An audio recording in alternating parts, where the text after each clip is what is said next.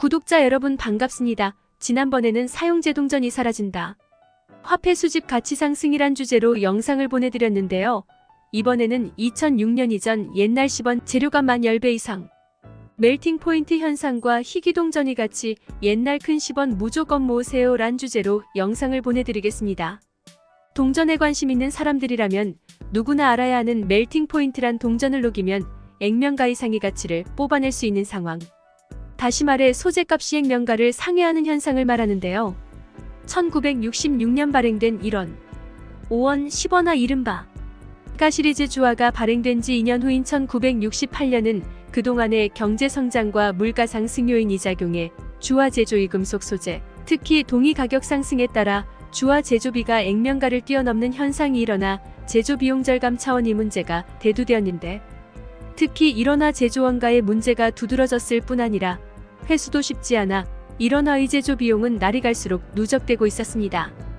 여기서 멜팅 포인트라는 이야기가 나왔고, 그런 문제점을 보완하기 위해 등장한 것이 이른바 나 시리즈 1원, 5원, 10원화인데요. 한국은행은 원화의 소재를 황동에서 알루미늄으로 바꾸어 발행하기에 이르고, 당시 주화용 금속 소재로는 알루미늄이 세계적인 추세이기도 했으며, 가격이 저렴할 뿐 아니라 이른바 아빈적성도 좋아 100% 알루미늄으로 교체한 것입니다.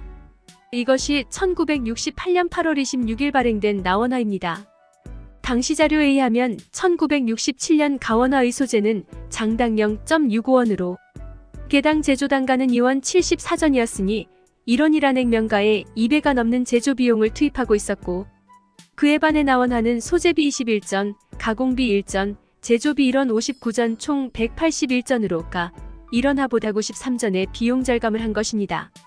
그렇다고 해서 나원화의 규격이 작아진 것은 아니었고, 나원 10원화는 2년 후인 1970년 발행되었는데 1970년 4월 20일 한국은행은 정부로부터 소재 변경 승인을 받아 금통위 의결을 거쳐 7월 14일 공표하였고, 나원 나 10원화의 소재는 동과 아연의 함량을 65%와 35%로 옷을 갈아입고 동년 7월 16일 세상에 얼굴을 드러냈는데, 내용인즉 동의 함량을 88%에서 65%로 줄이고 아연은 기존 12%에서 35%로 증가시켜 금속 소재 가격을 낮춘 것입니다. 소재 함량의 변화로 1966년 발행된 가 시리즈를 적 동화라하고 1970년 발행된 나 시리즈 5원, 10원을 황동화라 부르기도 하는데, 동 차이로 약간의 색깔 변화가 있는 것입니다. 적동화 함량의 문제는 동의 함량 저하로 인한 동전 의무계가 전화기 나자 동판매기 사용 시 문제를 일으키지 않을까 하는 것이었는데, 적합한 혼합 비율을 산출해 문제를 초래하진 않았는데요. 이렇게 해서 주화 제조 비용이 절감, 즉 멜팅 포인트 상황을 극복하는데 성공했다고 합니다.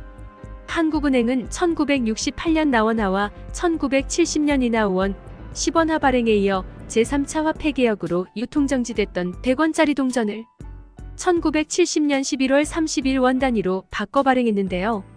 액면 단위만 바꾼 것이 아니라 디자인 주제가 이승만에서 이순신의 초상으로 바뀌게 되었고, 1969년 10월 30일 발행 후 11년 만이었습니다. 이것이 가백원화인데요. 명목은 화폐 취급과 거래의 편이라고 했지만 제조비 절감이 주원인이었습니다. 가백원화 동전은 당시 은행권 100원 과병행하여 사용하게 되었고, 1970년 화폐 개혁 후 우리나라 화폐 체계상 은행권으로는 500원권이 최고의 권이고 100원권이 차기권종이었는데, 가백원 주화를 발행해 같이 쓰게 되었습니다. 은행권으로 1965년에 나온 다백원권이 1980년 발행 중지되었으니 10여 년 동거 생활을 한 셈입니다. 그런데 이 가백원 주화는 발행액 이하주 적어서 제조비 절감에는 한계가 있었고, 그래서 1972년 제주도를 시범지역으로 그곳에서 주화 대체에 따른 제반 문제점을 검토 보완한 뒤 1974년 본격적인 생산 작업을 시작했습니다. 소재는 1962년 유통정지된 후 회수된 900환짜리 동전 약 2천만 장을 사용하였습니다. 왜냐하면 900환 동전의 소재 가백동으로 가격이 비쌌을 뿐 아니라 가백원화의 합금 소재로 적합했고, 따라서 비용 절감도 큰 몫을 차지했기 때문입니다. 규격은 직경 25mm에 테두리에 밀이라고 하는 톱니바퀴를 까긴 하였고, 백동의 합금 비율은 동 75%에 니켈 25%를 혼합했습니다. 이때만 해도 조폐공사는 원극인을 만들 수 없었고, 따라서 일본 오사카 조폐국에 의뢰해 수입하였고 극인만 조폐공사에서 제조했으며 자재는 풍산금속과 일성공업에서 공급받았습니다. 즉 풍산금속에서는 백동판을, 일성공업에서는 240만 장의 소전을 제조하여 가져왔습니다. 당시 자료에 의하면 은행권 100원의 제조 비용은 장당 1원 66전인데 반해 가백원주화는 회수된 구 100화나를 사용할 경우 약 14원, 신소재를 도입하여 제조할 경우 약 30원으로 제조원가가 은행권보다 훨씬 비싸게 먹혔습니다. 가백원화가 나온 지 2년 후 1972년 12월 1일에는 마침내 가50원화가 발행되었고 1959년 발행된 50한주화의 대체품으로 13년 만이었는데 이로써 한국은행은 원 단위주화의 화종체계를 확립하기에 이릅니다. 이렇게 해서 혁명정부가 들어서고 10여 년이 지난 1970년대는 경제 발전에 따른 화폐 정화와 화폐 취급업 무이기계화를 도모한 데는 목적으로 나 시리즈의 1원, 5원, 10원을 비롯해 가백원과 가50원이 세상의 얼굴을 드러냈는데요. 한마디로 원 단위주화의 체계 정비를 확립한 것입니다. 거기에는 멜팅 포인트라는 보이지 않는 요소가 작용한 바 크고 이렇게 멜팅 포인트는 물가 상승 등으로 동전 위제조 단가에 절대적인 영향을 미치며 동전을 사라지게 하는 마술과도 같은 현상이며 2006년 이전 큰 10원은 2023년 현재 구리값만 10배를 훌쩍 뛰어넘고 있습니다. 사용제 동전이 사라진다.